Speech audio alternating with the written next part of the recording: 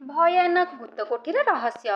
ଘଟଗାଁ ଡାକ ବଙ୍ଗଳା ଯାହା ପୂର୍ବ କାଳରେ ଭୟଙ୍କର ଭୂତକୋଠୀରେ ପରିଣତ ହୋଇ ରହିଥିଲା, ଆଜି କିନ୍ତୁ ସରସ ସୁନ୍ଦର ନିରାମୟ ପୂର୍ଣ୍ଣ ନିରାପତ୍ତା ଓ କାର୍ଯ୍ୟକ୍ଷମ ଅଟେ।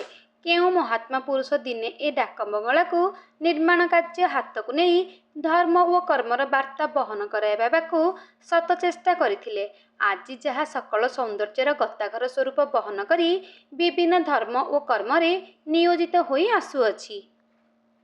ବଡ଼ ବଡ଼ ଅଫିସର ତଥା ରାଜନୈତିକ ଲୋକ ଆସି ଏ ଡାକ ବଙ୍ଗଳାରେ ବିଶ୍ରାମ, ଆଲୋଚନା ଓ ପର୍ଯ୍ୟାଲୋଚନା କରି ଘଟଗାଁ ବ୍ଲକର ସର୍ବାଙ୍ଗୀନ ଉନ୍ନତି କରି ଚାଲିଛନ୍ତି।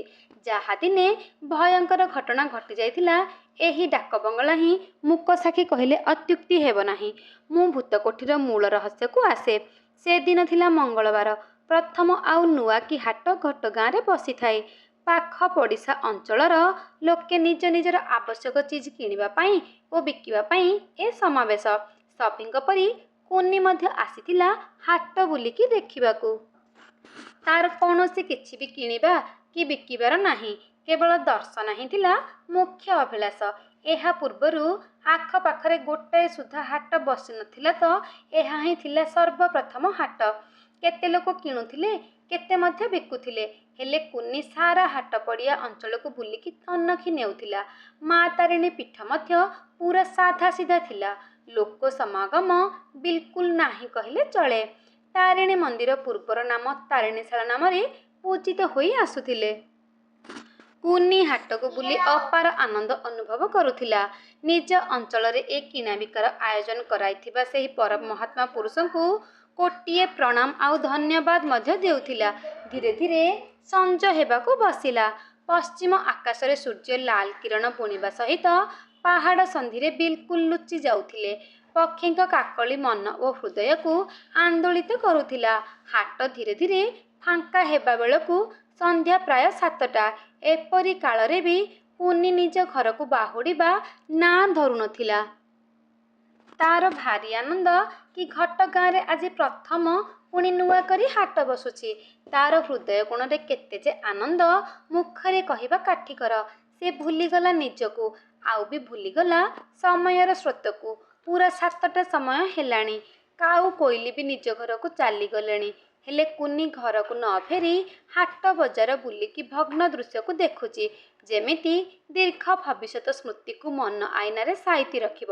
ହଠାତ୍ ଦଳେ ଯୁବକ କୁଆଡ଼ୁ ତା ଆଡ଼କୁ ମାଡ଼ି ଆସିଲେ। କିଛି ବି କହିବା ଆଗରୁ କୁନିକୁ ନୂଆ କି ନିର୍ମାଣ କାର୍ଯ୍ୟ ଚାଲୁଥିବା ଅର୍ଥାତ୍ ଅସମ୍ପୂର୍ଣ୍ଣ ଡାକ ବଙ୍ଗଳାକୁ ଉଠାଇ ନେଲେ। ସାରା ରାତି କୁନିର ଇଜ୍ଜତ ଲୁଟିଲେ। କେବଳ ସେତିକି ନୁହଁ, ଧରା ପଡ଼ିଯିବା ଭୟରେ କୁନିର ତଣ୍ଟିକୁ ଚିପି ହତ୍ୟା କରିବା ସହିତ ସେହି ଡାକ ବଙ୍ଗଳା ଭିତରେ ହିଁ ପୋତି ଦେଲେ। ବାସ୍, ସେହି ଦିନ ଥିଲା ସେହି ଡାକ ବଙ୍ଗଳାର ପ୍ରଥମ ତଥା ଆଦ୍ୟ ରହସ୍ୟ, ଯାହା ନିଜେ ଡାକ ବଙ୍ଗଳା ହିଁ ମୁଖ ସାକ୍ଷୀ। ସେମାନେ ସେଦିନ ତ ଚାଲିଗଲେ, ହେଲେ କୁଆଁରୀ କନ୍ୟା କୁନିର ଆତ୍ମା ଅତୃପ୍ତ ହୋଇ ଘୂରି ବୁଲିଲା। ଯିଏ ସେହି ଡାକ ବଙ୍ଗଳାକୁ ରାତି 7ଟା ବା ତା ପର ସମୟରେ ଆସି ପହଞ୍ଚିଗଲା, ଜାଣ ସୁନିଶ୍ଚିତ ଜୀବନ ଗଲା। କୁନି ନିଜର ଅତୃପ୍ତ ଆତ୍ମାକୁ ସଞ୍ଜ 7ଟା ହେଲେ ହିଁ ବାହାରି ପଡ଼ୁଥିଲା। ସେ କାହାକୁ ଜୀବନରେ ମାରି ନାହିଁ, କିନ୍ତୁ ତାର ଭୟଙ୍କର ଅଦ୍ଭୁତ ବିକଟାଳ କୁତ୍ସିତ ରୂପକୁ ଦେଖିଲେ ହିଁ ଲୋକେ ମୃତ୍ୟୁର କୋଳରେ ଶୋଇ ଯାଉଛନ୍ତି। କୁନି କିନ୍ତୁ ଶପଥ ନେଇଛି କି ସେହି ଯୁବକଗଣ ଯେଉଁମାନେ ତାକୁ ଧର୍ଷଣ କରି ମୃତ୍ୟୁର କୋଳରେ ଶୁଆଇ ଦେଲେ, ସେମାନଙ୍କୁ ଛାଡ଼ିବ ନାହିଁ। ଆଜି ନ ହେଲେ କାଲି କଲିଜା ଟାଣି ଆଣି ଖାଇବ। ଆଉ ସେମାନଙ୍କୁ ମଧ୍ୟ ତାରି ପରି ଅତୃପ୍ତ ଆତ୍ମାରେ ପରିଣତ କରି ସଂସାର ହାଟରେ ଘୂରାଇ ବୁଲାଇ ମାରିବ। ଆଜିକାଲି କୁନିର ଅଦ୍ଭୁତ ବିକଟାଳ କୁତ୍ସିତ ରୂପକୁ ଦେଖି ହଜାରେ ସଂଖ୍ୟାରୁ ଅଧିକ ଲୋକଙ୍କ ଜୀବନ ଯାଇସାରିଲାଣି। ଫଳତଃ ଡାକ ବଙ୍ଗଳା ଭୟଙ୍କର ଭୂତ କୋଠୀରେ ପରିଣତ ହୋଇଛି। ଅନେକ ନିରୀହ ଜୀବନ ନେଲା ପରେ ବି କୁନିର ଆତ୍ମା ଶାନ୍ତ ପଡ଼ିନାହିଁ, କାରଣ ଏବେ ବି ଅସଲ ଆସାମୀକୁ ଧରିବା ହେଇନି, ଯିଏ ତାର ଦେହକୁ ପ୍ରଥମ ଖିନଭିନ କରି ଉପଭୋଗ କରିଥିଲା। ଆଜିକାଲି ଡାକ ବଙ୍ଗଳା ପୁରା ଶୂନଶାନ। ସଞ୍ଜ ହେଲେ ହିଁ ସାରା ଅଞ୍ଚଳ ନିସ୍ପନ୍ଦ। ପେଚା କି ଚେମିଣି ମଧ୍ୟ ରାବ କି ଫଡ଼ଫଡ଼ କରିବାକୁ ଡରୁଛନ୍ତି। କୁନିର ଅଦ୍ଭୁତ ବିକଟାଳ କୁତ୍ସିତ ରୂପରେ ଆତ୍ମା ତାର ଘୂରି ବୁଲୁଛି। କୁଆଁରୀ କାରଣରୁ ଅଶରୀରୀ ଆତ୍ମା ହେବାକୁ ପଡ଼ିଲା। ନିଜେ ଭୂତୁଣୀ ହୋଇ ଏ ଡାକ ବଙ୍ଗଳାକୁ ଭୂତ କୋଠି ସଜେଇ ଦେବାକୁ ବାଧ୍ୟ ହେଲା। ସଞ୍ଜ ହେଲେ ଯିଏ ଏ ରାସ୍ତା ଦେଇ ଗଲା ତ ଭୟଙ୍କର କୁତ୍ସିତ ଅଟ୍ଟହାସ୍ୟ ଶବ୍ଦ ଅବଶ୍ୟ ଶୁଣିବ ହିଁ ଶୁଣିବ। ଯଦିଓ 7ଟା ନ ହେଲେ କୁନିର ଆତ୍ମା ବାହାରେ ନାହିଁ, କିନ୍ତୁ ଅନ୍ୟ ଅଶରୀରୀଙ୍କ ବିକଟାଳ ଶବ୍ଦ ଅବଶ୍ୟ ଶୁଣିବ ସେତେବେଳେ। ଯେତେବେଳେ ସଞ୍ଜ 7ଟା ସମୟ ହୋଇସାରିଥିବ, ଆଉ ପରିବେଶ ଭୟଭୀତ ନ ହୋଇ ରହିପାରିବ ନାହିଁ। ସେଦିନ ଥିଲା ଅମାବାସ୍ୟା ତିଥି। ଭୂତ ଓ ପ୍ରେତଙ୍କ ପୂର୍ଣ୍ଣ ରାଜୁତି। କିଳିକିଳା ଶବ୍ଦରେ ଭୂତକୋଠି ଉଛୁଳି ପଡ଼ୁଥିଲା। ସେଠାରେ ଥିବା ଅନ୍ୟ ଅଶରୀରୀମାନେ ମଧ୍ୟ କୁନିକୁ ପୂର୍ଣ୍ଣ ସାହାଯ୍ୟ ଓ ସହଯୋଗ କରୁଥିଲେ। କୁନି ପ୍ରତି ରାତି ଘୁରି ବୁଲୁଥିଲା କେମିତି, ଆଉ କେବେ ସେ ଅସଲ ଆସାମୀ ତାର ହାବୁଡ଼ରେ ପଡ଼ିବ। ସେଦିନ ଥିଲା ମଙ୍ଗଳବାର, ପୁଣି ଅମାବାସ୍ୟା। ବାଉରିଆ ସାହୁ, ଯିଏକି କୁନିର ଯୌବନକୁ ପ୍ରଥମ ଖିନ୍ ଭିନ୍ କରି ଉପଭୋଗ କରିଥିଲା, ସେ ତାର ନବବିବାହିତା ପତ୍ନୀକୁ ଧରି ସେଇ ରାସ୍ତାରେ ଯାଉଥିଲା। ଯାଉ ଯାଉ ଟିକେ ଅଟକି ଯାଇ କହିଲା, ପ୍ରିୟେ, ଏଇ ଯେଉଁ ଡାକବଙ୍ଗଳା ଦେଖୁଛୁ, ଏଇ ଡାକବଙ୍ଗଳା ସହିତ ମୋର ଏକ ସ୍ୱତନ୍ତ୍ର ସ୍ମୃତି ସାଇତା ହୋଇ ରହିଛି। ଆଜିର ଦିନ, ପୁଣି ଆଜିର ଅମାବାସ୍ୟା ତିଥିରେ ମୋର ସାଙ୍ଗମାନେ ଆଉ ଇହ ସଂସାରରେ ନାହାନ୍ତି। ସଭିଏଁ ପର ପାରିରେ ରହି ସାରିଲେଣି। କେବଳ ମୁଁ ହିଁ ଜଣେ ଲୋକ ଯିଏକି ଜୀବନ ଘେନି ବଞ୍ଚି ରହିଛି। ଜାଣିଛ, ଏହି ଡାକବଙ୍ଗଳା ସହିତ ମୁଁ ପୂର୍ଣ୍ଣ ଜଡ଼ିତ। ଆଉ ହଁ, ଏ ଡାକବଙ୍ଗଳା ସମ୍ପୂର୍ଣ୍ଣ ଅସମ୍ପୂର୍ଣ୍ଣ ହୋଇ ରହିଗଲା କେବଳ ମୋରି ମୁଖ୍ୟ କାରଣରୁ।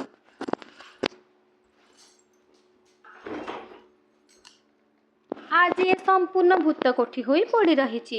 ତୁମେ ଜାଣିଲେ ଦେହ ଆଉ ମନ ଅସମ୍ଭାଳ ହୋଇଯିବ। ଛାଡ଼ ସେ କଥା, ତୁମକୁ ଭଲ ସେଥିରୁ କ'ଣ ମିଳିବ? ଗଲା କଥା ଗଲା, ଚାଲ ଆମେ ଗାଁକୁ ପଳେଇ ଯିବା। ବାଉରିଆ ନିଜ ସାଇକେଲରେ ବସି ଚଲାଇବା ଆରମ୍ଭ କରନ୍ତି କୁନି ସାମ୍ନାକୁ ଆସି ଠିଆ ହୋଇଗଲା। କୁନି ବିଲକୁଲ ଭୂତୁଣୀ ନୁହଁ, ସାକ୍ଷାତ ନିଟୋଳ କଣ୍ଢେଇଟିଏ ପରି। ସେ କହିଲା, ବାଉରିଆ, ମତେ ଚିହ୍ନି ପାରୁଛ ତ? ଆଜକୁ ଦୀର୍ଘ 5 ବର୍ଷ ହୋଇଗଲାଣି ତୋତେ ନିତି ଖୋଜୁଛି। ତୁ ଲୁଚି କରି କେତେ ଦିନ ରହିପାରିବୁ କହ? ଆଜି ତ ଦର୍ଶନ ମିଳିଗଲା। ମୋର ଏ ଅଙ୍ଗ ଯୌବନକୁ ଉପଭୋଗ ଆଉ କ'ଣ କରିବ ନାହିଁ? ଦେଖ, ତୁମର ବିବାହିତ ଧର୍ମପତ୍ନୀଠାରୁ ବି ମୁଁ ନିଶ୍ଚିନ୍ତ ସୁନ୍ଦରୀ ଆଉ ସ୍ୱାସ୍ଥ୍ୟବତୀ, ନୁହଁ? କୁନି ନିଜର ଅଙ୍ଗବସ୍ତ୍ର ଖୋଲିଲା। ତାର ଅଙ୍ଗ ଆଜି ଯେ ଅତୀବ ସୁନ୍ଦର ନିଜକୁ ବିଶ୍ୱାସ ସୁଦ୍ଧା କରିପାରିଲା ନାହିଁ ବାଉରିଆ। ସେ ତନ୍ମୟ ହୋଇ ଦେଖୁଛି ତ ଦେଖୁଛି, ଯେମିତି ସୃଷ୍ଟିର ଅପରୂପ ସୌନ୍ଦର୍ଯ୍ୟକୁ କିଏ ଭଲ ଆଖି ଫେରାଇ ପାରିବ। ବାଉରିଆ ନିଜେ ଅସଂଯତ ଅବସ୍ଥାକୁ ଆସିଗଲା। ସେ ନିଜର କାମନା ବସାନ ହୃଦୟରେ ସ୍ଥାପନ କଲା। ସେ ଭୁଲିଗଲା କି ଯାହାକୁ ଦିନେ ଧର୍ଷଣ କରି ପରପାରିକୁ ପଠେଇ ଦେଇଛି, ସେ କେମିତି ଭଲ ସାକ୍ଷାତ ସାମ୍ନାକୁ ଆସିପାରିବ। ବାଉରିଆ କୁନିର ସାମ୍ନାକୁ ଯିବା ବେଳକୁ ସମୟ 7ଟା ହୋଇସାରିଛି। ତ କୁନି ଭୟଙ୍କର ବିକଟାଳ କୁତ୍ସିତ ରୂପକୁ ଆସିଗଲା। ତାର ଦେହ ଆକାଶକୁ ଛୁଇଁବ ଛୁଇଁବ ହେଉଥିଲା। ହାତର ନଖ, ପାଟିର ଦାନ୍ତ ଆଉ ଜିଭ ଧଳା ଅଥଚ ଲାଲ ଟକଟକ ଅଥଚ ତୀକ୍ଷ୍ଣ ଖଡ୍ଗ ସଦୃଶ। ସମ୍ପୂର୍ଣ୍ଣ ବିବସ୍ତ୍ର ଭୟଙ୍କର ବିକଟାଳ କୁତ୍ସିତ ରୂପ ସହିତ ଭୂମିକମ୍ପର ଶବ୍ଦ। ଏମିତି ହେଲା ଯେ ବାଉରିଆର ଧର୍ମପତ୍ନୀ ତକ୍ଷଣେ ମୃତ୍ୟୁର ସ୍ୱାଦକୁ ଚାଖିଲା। ବାଉରିଆ ନିଜ ଧର୍ମପତ୍ନୀର ଦେହକୁ କୁଣ୍ଢାଇ ବସି କାନ୍ଦିବା ବେଳେ କୁନି ନିଜର ଗୋଡ଼ରେ ବାଉରିଆର ଗୋଟାଏ ହାତକୁ ମାଡ଼ି ଭାଙ୍ଗିଦେଲା। ବାଉରିଆ ନିଜ ପତ୍ନୀର ଦେହକୁ ଛାଡ଼ି ଦେଇ ଦୌଡ଼ି ପଳାଇ ଯିବାକୁ ଉଦ୍ୟତ ହେବା ବେଳକୁ ସାମ୍ନାରେ ଠିଆ ହୋଇ କହିଲା, ବାଉରିଆ, କୁଆଡ଼େ ଯିବାକୁ ବାହାରିଛ? ମୋରି ପରି ପର ପାରିରେ ଲୀନ ହେବାକୁ କ'ଣ ଚାହିଁବ ନାହିଁ? ଦେଖ, ତୁମର ସାଙ୍ଗମାନେ ମୋରି କବଳରେ ବିଲକୁଲ ବନ୍ଦୀ। ତମକୁ ଅପେକ୍ଷା କରି କରି ମୁଁ ପୁରା ନୟାନ୍ତ ହେଲିଣି। ଆଜିର ସୁଯୋଗ ହାତଛଡ଼ା କରିଦେବି ତ ନିଜକୁ ସୁଦ୍ଧା କ୍ଷମା କରିପାରିବି ନାହିଁ। ବାସ୍, ଏତିକି କହୁ କହୁ ଅନ୍ୟ ହାତଟାକୁ ମାଡ଼ି କୁନି ଭାଙ୍ଗିଦେଲା। 2 ହାତ ଭାଙ୍ଗିଯିବା ଫଳରେ ବାଉରିଆ ନିଜକୁ ବୁଝିଲା କି ଆଜି ତାର ନୀଚ କର୍ମର ଫଳ ଅବଶ୍ୟ ଭୋଗିବ। ଯାହାକୁ ଦିନେ ନିଜ ସାଙ୍ଗମାନଙ୍କ ସହିତ ମିଶି ଧର୍ଷଣ କରିଥିଲା, ସେ ହିଁ କୁନି ହିଁ ନିଜର ଇଚ୍ଛା ପୂରଣ କରିବାକୁ ଯାଉଛି। ସେ ଦୂରରୁ ଦେଖିଲା ତାର ସାଙ୍ଗ ସୁବଳ ଗୋଡ଼ରେ ଶିକୁଳି ବନ୍ଧା ଓ କୁଶର ସାରା ଦେହରେ ନିଆଁ ଜଳୁଛି। ପ୍ରଦୀପର ସାରା ଶରୀରକୁ ପାଣିରେ ବୁଡ଼ାଇ ରଖାଯାଇଛି।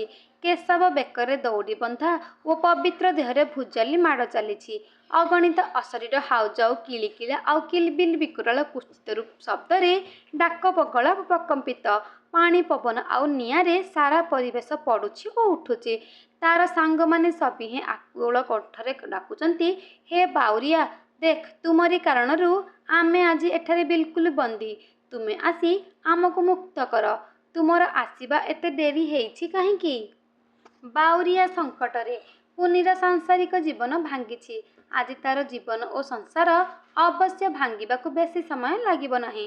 ବାଉରିଆ କ'ଣ କହିବାକୁ ଯାଉଥିଲା, କୁନି ନିଜର ସମସ୍ତ ବଳ ଖଟାଇ ତାର ଡାହାଣ ଗୋଡ଼ ଜଙ୍ଘକୁ ମାଡ଼ି ଭାଙ୍ଗିଦେଲା ଆଉ କହିଲା, ବାଉରିଆ, ଆଜି ତୋର ବଞ୍ଚିବାର ଅଛି ନା ମରିବା? ବାଉରିଆ କହିଲା, କୁନି, ମୋତେ ଛାଡ଼ିଦିଅ। ମୋର କୁକର୍ମ ପାଇଁ ଆଜି ଅନୁତପ୍ତ। ମୁଁ ବଞ୍ଚିବାକୁ ଚାହେଁ। ମୋର କୂଳ ଭାସିଯିବାକୁ ମୋଟେ ଦିଅ ନାହିଁ। କୁନି କହିଲା, ବାଉରିଆ, ଠିକ୍ ଅଛି, ତୋତେ ଆଜି ଛାଡ଼ି ଦେଉଛି। ତୋର ମରିବା ସମୟ ହୋଇନାହିଁ। ଆଜି ଘରକୁ ଯାଇ ନିଶ୍ଚିନ୍ତରେ 100 ବାର ଭାବିବୁ କାହାକୁ ଧର୍ଷଣ କଲେ ପରିଣାମ କେମିତି ଭୟଙ୍କର ହୋଇପାରେ। କୁନି ନିଜର ବିକଟାଳ କୁତ୍ସିତ ରୂପ ବଦଳାଇ ମଣିଷ ରୂପରେ ଭୂତ କୋଠିକୁ ଚାଲିଗଲା। ଅଥଚ ବାଉରିଆ ବଡ଼ କଷ୍ଟରେ ନିଜକୁ ଘୋଷାଡ଼ି ନିଜ ଘରକୁ ଗଲା। ସେ ନିଜ ଘରେ ଏପରି ଭାବରେ ପଡ଼ି ରହିବା ଦ୍ୱାରା ଘର ଲୋକେ ସଭିଏଁ ତାଜ୍ଜୁବ। ବାଉରିଆ କାହାକୁ କହିପାରୁଛି ନା ସହିପାରୁଛି। ସାରା ଦିନ ରାତି ଘର ପରିବାର ଲୋକେ ବୈଦ୍ୟର ସାହାଯ୍ୟ ସହଯୋଗ ନେଉଛନ୍ତି, କିନ୍ତୁ ଯନ୍ତ୍ରଣା ଭୟଙ୍କର ଆକାର ଧାରଣ କରୁଛି। ସଞ୍ଜ ନ ହେଉଣୁ ନିଜର ଧର୍ମପତ୍ନୀ ଆସି କହିଲା, ସ୍ୱାମୀ, ତମେ ଏମିତି ନୀଚ କର୍ମ ଦିନେ ହାତକୁ ନେଇଥିଲ, ତାର ପରିଣାମ ସ୍ୱରୂପ ମୋତେ ମଧ୍ୟ ଭୂତ କୋଠିରେ ଭୁତୁଣୀ ହୋଇ ବନ୍ଦୀ ହେବାକୁ ପଡ଼ିଲା। ଆଜି ମୁଁ ତୁମକୁ ଆହୁରି କଷ୍ଟ ଦେବାକୁ ଖାସ୍ କରି ଆସିଯାଇଛି। କୁନିର ଇଚ୍ଛା, ଆଶା ଆଉ ନିର୍ଦ୍ଦେଶରେ ସେ ବାଉରିଆକୁ ଗୋଇଠା, ବିଧା ଆଉ ପ୍ରହାର ଓ କାମୁଡ଼ିବାକୁ ଲାଗିଲା। ଜଣେ ଅଶରୀରୀ ଯେ ଏମିତି ଭୟଙ୍କର ଭାବରେ ପ୍ରତିଶୋଧ ନେଇପାରେ, ନିଜକୁ ସୁଦ୍ଧା ଭାବି ପାରୁନଥିଲା ବାଉରିଆ। ଆଜି ସେ ନିଜ ଧର୍ମପତ୍ନୀର ନିର୍ଯାତନା ମଧ୍ୟ ସହିବାକୁ ପଡ଼ିଲା। ଲୁହ ଆଉ କୋହରେ ଭିଜି ଯାଉଥିବା ବେଳେ କୁନି ସମ୍ମୁଖକୁ ଆସି କହିଲା, ବାଉରିଆ, କହ, ମୋ ସହ ସାମିଲ ହେବାକୁ ଚାହିଁବ କି ନାହିଁ? ଯେତେଦିନ ଯାଏ ରାଜି ନ ହୋଇଛ, ସେତେଦିନ ଯାଏ ତୋର ଏ ପ୍ରାଣପ୍ରିୟା ଧର୍ମପତ୍ନୀ ହିଁ ଆସି ନିର୍ଯାତନା ଦେଇ ଚାଲିଯିବ।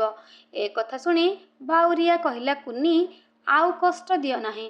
ଯଥାଶୀଘ୍ର ମୋତେ ତୁମ ଶରଣରେ ନେଇଚାଲ। ବାସ୍, ଏତିକି କଥାରେ କୁନି ନିଜର ଭୟଙ୍କର ବିକଟାଳ କୁତ୍ସିତ ରୂପକୁ ଧାରଣ